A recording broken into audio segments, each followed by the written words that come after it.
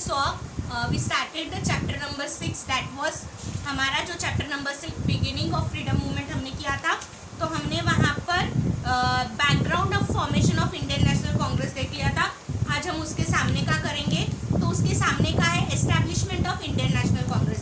तो establishment of Indian National Congress कैसे हुई, इंडियन नेशनल कांग्रेस की शुरुआत कैसे हुई, वो किस तरह से बनी, ये हमें देखने के लिए अभी मिलने वाला है।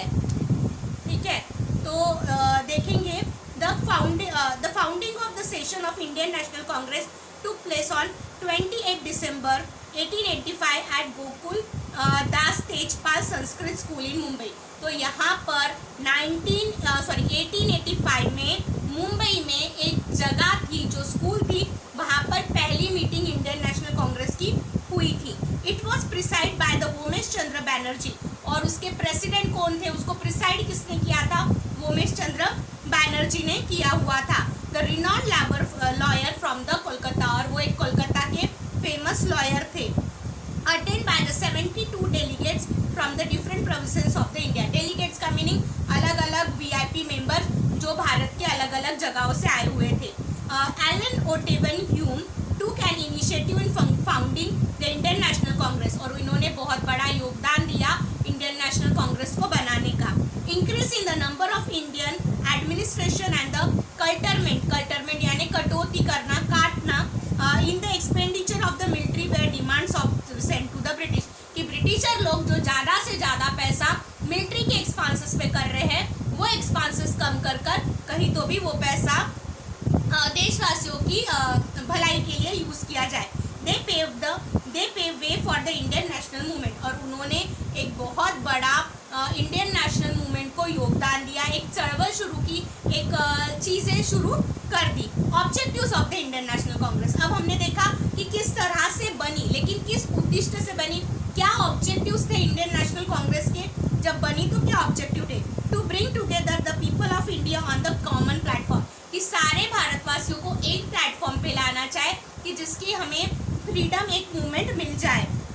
इररिस्पेक्टिव विथ रिलीजन, जो जाति पे ना बेस्ड हो, रेस पे ना बेस्ड हो, कास्ट पे ना बेस्ड हो, लैंग्वेज पे ना बेस्ड हो, और जोग्राफिकल टेरिटरी पे ना बेस्ड हो। जोग्राफिकल टेरिटरी यानी ये इस स्टेट का है, ये इस स्टेट का है, इस तरह से ना हो।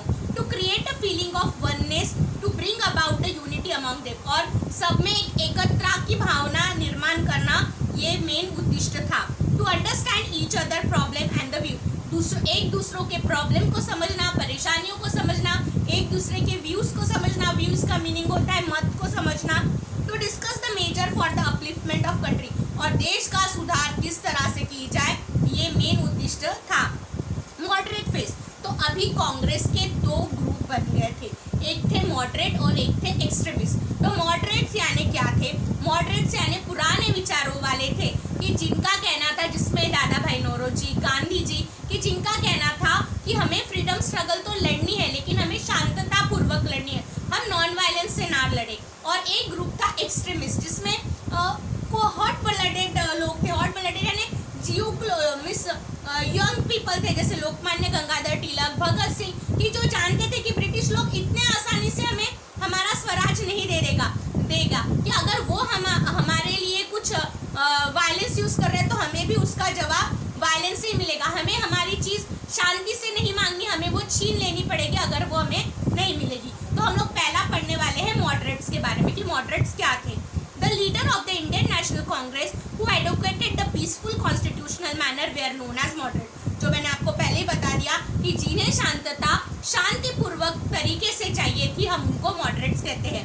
The leaders of the Indian National Congress were realistic and high educated, have faith in the justice and the British, और ये बहुत पढ़े लिखे थे, रियलिस्टिक थे, इनका एक सोच बहुत ज़्यादा थी, जो विश्वास करते थे कि जस्टिस पे और ब्रिटिशरों पे। The moderates wanted to carry out the nationalist movement within the framework of law and constitution, इन्हें देशभक्ति की मूवमेंट तो लागू करनी थी, चलानी थी, लेकिन कॉन्स्टिट्यूशन के फ्रेमवर्क में रह के यानी ढांचे में रह के, कोई भी उन्हें लॉस ब्रेकआउट नहीं करना था।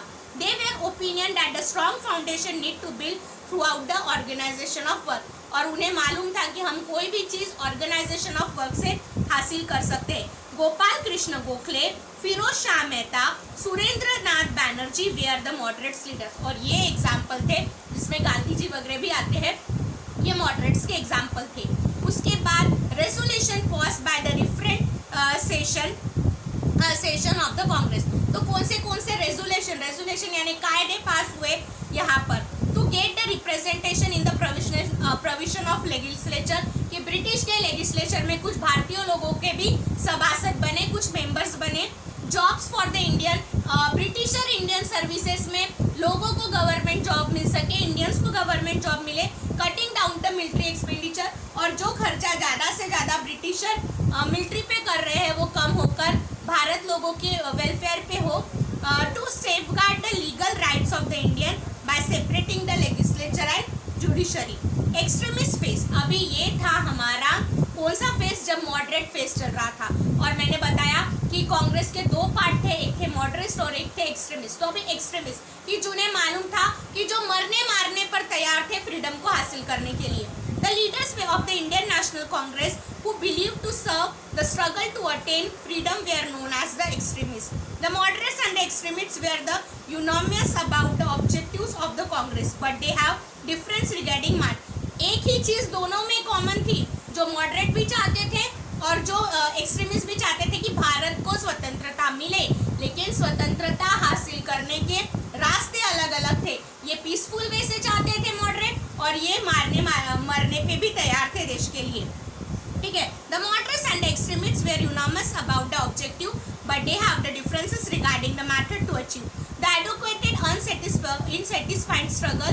The British did not respond to the petition and appeal. उन्हें मालूम था कि सिर्फ कागजों पे पिटीशन देकर या उन्हें अर्ज लिखकर वो हासिल नहीं होने वाला, वो हमें छीनना ही होगा। Lokmanya Tilak, Bipin Chandrapal, Lala Lajpat Rai were the leaders of the extremist. ये लीडर्स थे एक्सट्रीमिस्ट पार्टी के।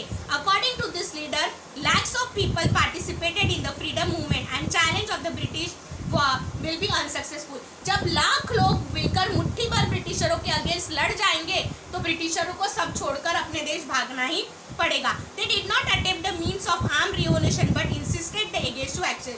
उन्होंने आर्मी नहीं बना ली, लेकिन उन्होंने एगेशन किया, उठाव किया, उनके अगेंस्ट आवाज उठाना शुरू किया। Methods medium adopted by the extremists. Initially the leader used the medium of, अभी ये किस जरिए से अपना प्रोटेस्ट कर रहे थे, वो न्यूज़पेपर में अलग अलग इश्यूज छापते थे। नेशनल वाइट फेस्टिवल, जैसे बाल गंगाधर तिलक ने पुणे में पहले बार सार्वजनिक गणपति उत्सव शुरू किया। तो सार्वजनिक गणपति उत्सव शुरू करने का मुद्दा ही ये था कि लोग वहाँ जमे और ये अपने व्यूज लोगों तक पहुँचा सके। And the national education to bring about the political awakening. इसके बाद का वीडियो मैं अगले इसमें सेंड करूँगी। मैं इसके कुछ क्वेश्चन आंसर्स आज सेंड कर रही हूँ और होपफुली आप सबको